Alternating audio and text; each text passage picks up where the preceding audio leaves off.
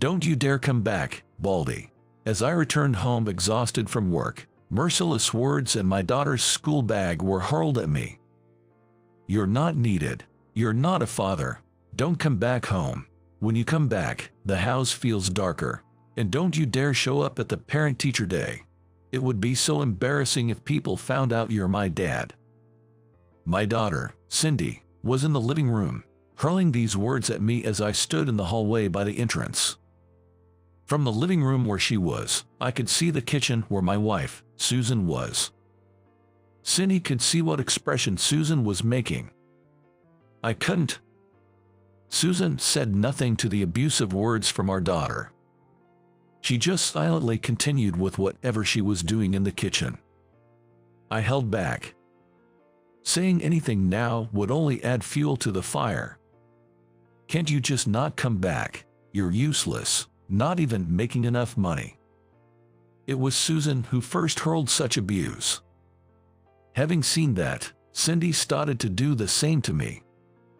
She wears her uniform skirt so short it almost reveals her underwear and dyes her long hair to a blondish brown. She wears large contact lenses to make her eyes appear bigger, false eyelashes, and makeup. Though I turn a blind eye, the clothes Cindy leaves lying around are too flashy for a student, resembling those of a nightclub worker. She hardly attends school and seems to roam the downtown areas instead. I've warned her numerous times, not minding the arguments it causes. But Susan has never once reprimanded her. I recently realized that Susan has been buying Cindy makeup and flashy clothes just because she asked for them. She has been spoiling Cindy, confusing being a kind mother with being a dependent, ineffective parent. How did it come to this? My dream was to have a family. A family filled with smiles, a treasure for a lifetime. I didn't expect a baseball team-sized family, but I dreamt of playing catch in the yard with a son and buying a wedding gown for a daughter to keep as a bridal gift. I bought a house with a yard for this dream family and gritted my teeth at work every day to pay the mortgage. I was all about baseball in my school days and never really studied. Surviving in a world of an office worker, chasing numbers every day, was not going to be easy without extraordinary effort. I had never even used a computer before, so I gave up my weekend and, swallowing my pride, attended a computer class for beginners. Most of my allowance went to drinks with my boss. It was never enjoyable, just listening to sermons over drinks. All to get on the boss's good side. To climb the corporate ladder, survive in the company, protect my family, and realize my dreams. It's not something I can proudly boast about, but I was skilled at ingratiating myself with seniors during gatherings and securing their help to navigate the corporate environment more easily. This was because I had become accustomed to gauging the moods of my seniors back in my baseball club days during school. My allowance used to be $500 a month, but it was cut down for trivial reasons, and now it's just $30. The reasons for my allowance being cut weren't significant. It was for things like breaking a dish while washing or forgetting to buy the milk I was asked to get on my way home. Unable to engage in internal sales to win over my boss, I had to compete on merit with colleagues who had studied properly in college. But I couldn't give up. It was all to afford a spacious house with a yard, to spare Susan the hardships I went through, and to let her focus on raising our children. Upon graduating from college, I joined a company that sells and maintains office computers, telephones, fax machines, and internet connections. Our company has branches nationwide. I was assigned to a regional city in the New York area. I drove around unfamiliar lands in a compact car from morning till night. Susan, who was newlywed at the time, followed me. As the team assistant of the baseball team, Susan was quite popular. She wasn't a stunning beauty, but her cheerful and graceful demeanor often got her compared to famous TV anchors or magazine models. She was my pride and joy as a girlfriend, and then as my wife. Back then, I was truly happy. But what about now? It feels like I'm trapped in a bad dream. Don't ever come back, Ubaldi. Who could have imagined that such harsh words would come from Susan, who was so adorable 20 years ago? Now, our daughter Cindy is following in Susan's footsteps, hurling abuse and vitriol my way. And they team up to splurge on clothes and bags, which is just unbearable. Susan and Cindy have become a codependent mother-daughter duo, spoiling each other rotten. I looked at myself in the bathroom mirror. I'm only 35 years old. Yet, I am indeed 35. My hairline has receded, my forehead widened. My hair has lost its thickness, and wrinkles have appeared on my face. My belly has started to sag. The body I had honed through sports is now a thing of the past. With age, I've keenly felt the decline of my physical capabilities. The ace pitcher of the baseball team that I once was is no more. Yet, I refuse to give up. Being tired and berated every day can't be all there is to my life. After all, Susan and I once vowed eternal love for each other. And isn't it pitiful for Cindy to grow up without proper guidance? As a father, it's my duty to wake them up and show them the right path. If I don't give up and produce results at work, maybe Susan and Cindy will have a change of heart. Until that day comes, I've resolved to keep working hard. Without being able to relax at home and still tired, I faced another morning. Ideally, home is where one relaxes and recovers from fatigue, but I found more relaxation at work these days. I've been with the same company since graduating from college, now in my 8th year. I've been fortunate to have trustworthy colleagues and seniors I respect, and while we're rivals, there's mutual respect among us. The sales department for communication devices had a strong athletic vibe, with everyone having been involved in some sport during their student days. And for some reason, many of the male salesmen came from homes where the wives held significant sway. Despite each of us carrying our own burdens, it was a good workplace where we felt like comrades. And there was a source of comfort there too. Her name was Ellie. Good morning. Ellie was the sales support lady who handled the accounts I brought in. With her glasses, she seemed like a calm and gentle woman at first glance. In her late 20s, she joined last year. Initially, I was concerned about her being new to employment due to some circumstances, but those concerns were unfounded. She never made a mistake in processing the accounts I brought in, and despite her gentle demeanor, she was quick in handling post-order procedures. Thanks to Ellie, I could always deliver smoothly to the clients. Lately, she even started creating proposal materials I could use during client presentations in her spare time. Bringing brochures and estimates to clients is a given, but having proposal documents tailored to the client's needs based on the information gathered during meetings leaves a lasting impression. It's enough to outdo our competitors. Tom, great work. How did today's appointments for future acquisitions go? Ellie, you too. Today I got an appointment with this client. Saying so, it had become a routine for me to report to Ellie the details of the day's events and the appointments I secured with clients after work. Gradually, I found myself looking forward to these moments. When I returned to the office, Ellie greeted me with a smile. Today's client was Johnson Trading, a well-established company, right? How did it go? I started to report on my day. I had even spent time during work thinking about how to make my story interesting and amusing for her. I met with President Johnson. He's a stubborn old man who shouts no sales calls whenever work comes up, but he seems to have a soft spot for his grandchild. He spent the whole time talking about his grandchild. He showed me a ton of photos on his computer.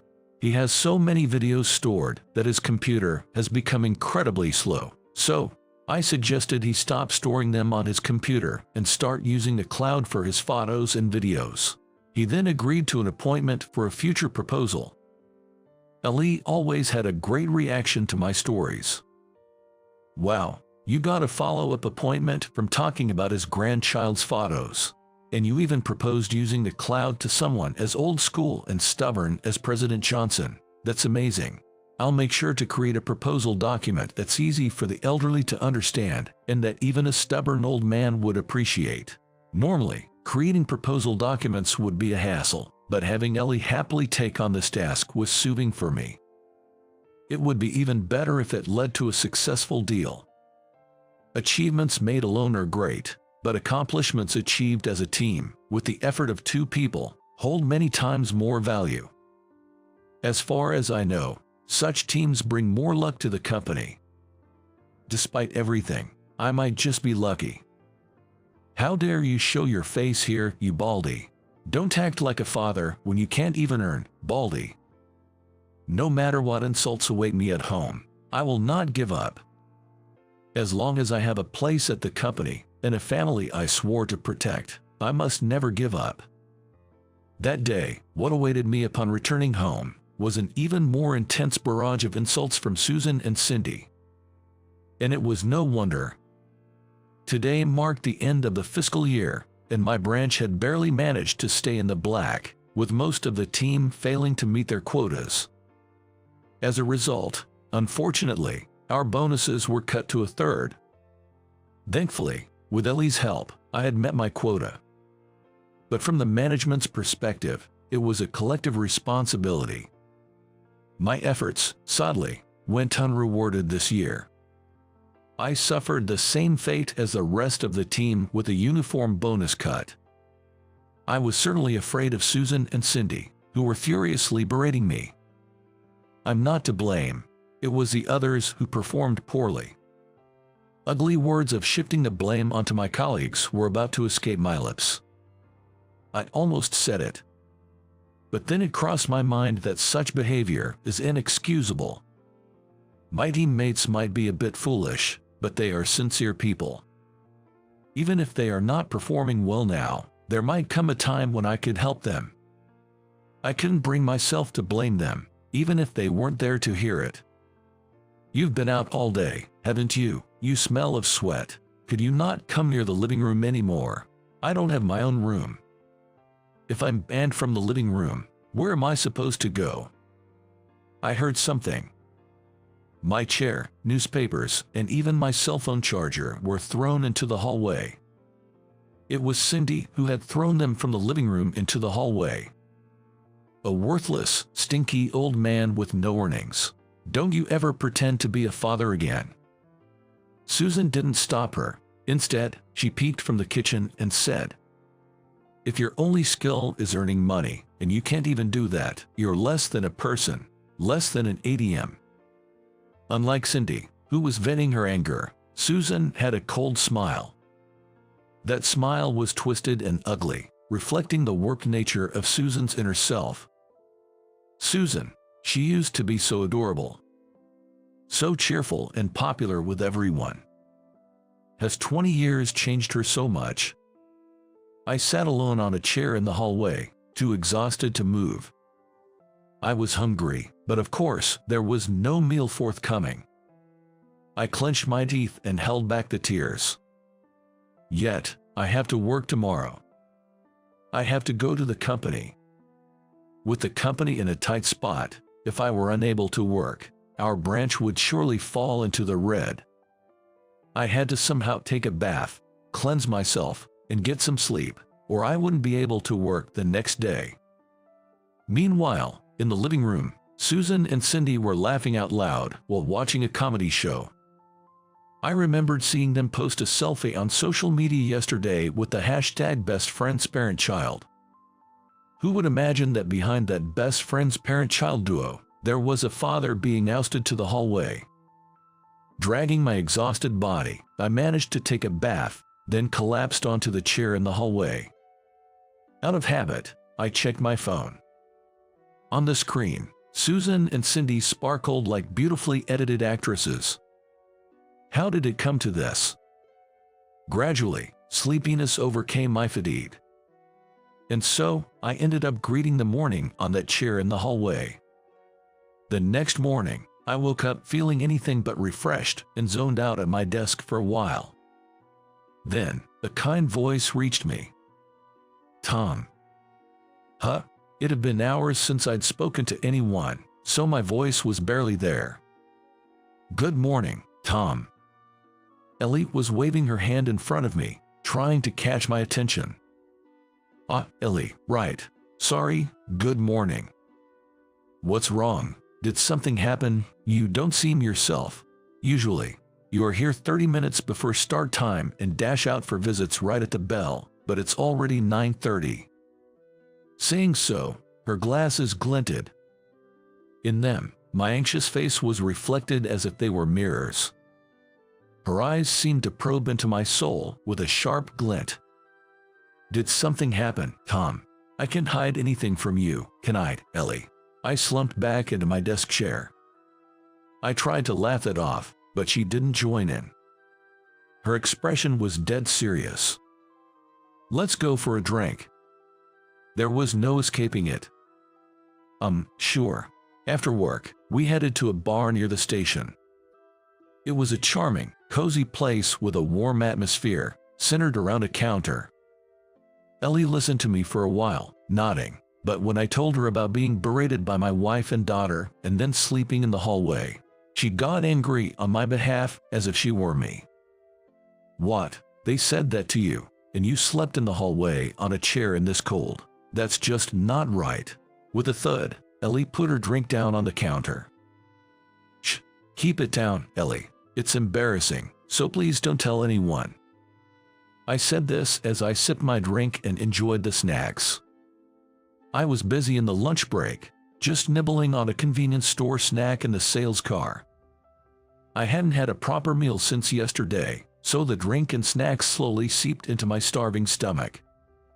Moreover, having Ellie listen to me gradually loosened the tension in my heart. No, I'm sorry, but that's emotional abuse. It's a valid reason for divorce. Emotional abuse. From a woman to a man. That can't be. It doesn't matter if it's a man or a woman. It's just the heartless attacking the kind-hearted. How did it come to this? She used to be so cheerful and vibrant. Did I do something to hurt Susan? I remembered how adorable Susan was when we first started dating, and I was about to tear up, so I quickly changed the subject. Oh, enough. You're too kind, Tom. Live your own life. Ellie slapped my arm with a sharp smack. Ow, hey, Ellie, that hurts. She put down her drink and looked at me with a serious expression. I'm sorry, but I just can't forgive it. After all, Tom, you work so hard every day for everyone. I want you to live your own life. This might sound sudden, and it's just a woman's intuition, but do you think your wife might be cheating on you? I was so taken aback by her sudden question that I choked on my drink. Hey, what are you suddenly suggesting? That's a bit much. My wife would never do something like that. Wasn't your wife a popular team assistant of the baseball team? Always well-liked, and she's still making an effort to maintain her beauty. Just like in the past, right? Plus, she can't seem to help but show off on social media, and yet, she disregards a serious husband like you. Not to mention her dependency on your daughter and shopping. It's endless. I'm sorry to say this about your wife, but from an outsider's perspective, she seems very lonely. Where do you think such a person would seek affection? Where do you think she'd satisfy her need for female validation? Ellie's gaze was intensely serious. I was at a loss for words. Well, that's... She pressed on. Does your wife go out late at night by herself? When she mentioned it, I did recall something. There were days when I came home to find no one there, assuming Susan and Cindy had gone out together. But at night, only Cindy would return alone. Susan would come back after I had fallen asleep, unnoticed by me. It might be presumptuous of me, but perhaps you should consider an investigation for infidelity. Maybe you're right. Acting on impulse, I immediately hired a detective agency near the office to investigate for infidelity. 2 weeks later, unfortunately, the investigation yielded results much more quickly and easily than expected. The results were conclusive. Guilty.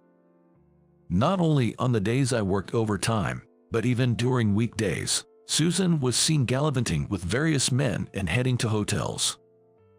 It seems she met these unknown men through a dating app. Susan was a woman who could only affirm her value by being desired by others. Her immature behavior suggested that her emotional development might have stopped in her 20s. This made her seem like a child woman. She might even be competing with her young and attractive daughter, Cindy. It might appear to be going well on the surface. Susan might be filled with jealousy, but it's hard to say for sure. I didn't want to know. I thought to myself, I failed to protect my family. I continued to go to work without taking any days off. I maintained a smile during work, but the moment I was alone in the sales car, I couldn't stop crying. Tears blurred my vision, making it dangerous to drive, so I discreetly parked in a convenience store lot and cried until there were no tears left. In the evening, when I returned to the office, Ellie greeted me with a smile again. There's no way she wouldn't notice my eyelids and bloodshot eyes that were swollen from my tears. However, she looked at me quietly and pretended not to notice. The next spring arrived. It was a sunny day with the cherry blossoms in full bloom. It was also the day of Cindy's high school graduation. As usual, Susan and Cindy ignored me. Dressed in an excessively flashy uniform, Cindy and Susan, in a pink suit, left for the graduation ceremony without me. I watched them go. I decided to graduate from this family. Goodbye, Cindy, Susan, my dear family. There's so much I want to say, but now it's okay. Thank you for everything up to now. I've decided to leave this family. You've been telling me to leave, so you probably won't stop me now. Take care, I'm going to live my own life. When was the last time we had a meal together as a family? Feeling a bit sentimental, I left the several photos of Susan entering a hotel with a man on the living room table. Susan, having married right after graduating from university, had no work experience. There was no way she could support Cindy through college on her own, but they'd have to manage as a codependent mother-daughter duo. Later, I heard from an acquaintance at my former workplace that Cindy had dropped out of college and that she and Susan were living off part-time jobs. Their future must be uncertain and anxiety-inducing, but that was no longer my concern. Packing my few belongings into cardboard boxes to be shipped, I boarded a train bound for a new city. The sparsely populated train during a weekday afternoon was quite pleasant. I took a seat by a window with a beautiful view, opened a can of soda, and enjoyed a lunchbox. It was delicious. Cheers, to me. The gods of fortune don't forsake those who work hard. Having achieved profitability on my own in a tough market, I was timely transferred to the headquarters in New York. The company even covered my moving expenses. And Ellie was coming along too. Our partnership remained strong at the New York headquarters. Freed from the shackles of Susan and Cindy, I was set to secure major contracts. After moving to New York, Ellie and I became good friends and developed a trusting relationship outside of work. While I took the lead at work with Ellie's support, in our private lives, it was the opposite. Ellie led the way in everything from outings to living arrangements to dining, and I was always there to support her. Enjoying this dynamic, I hoped it would last forever and proposed to her. Next year, we're expecting a daughter. This time, I'm determined to create a family filled with smiles,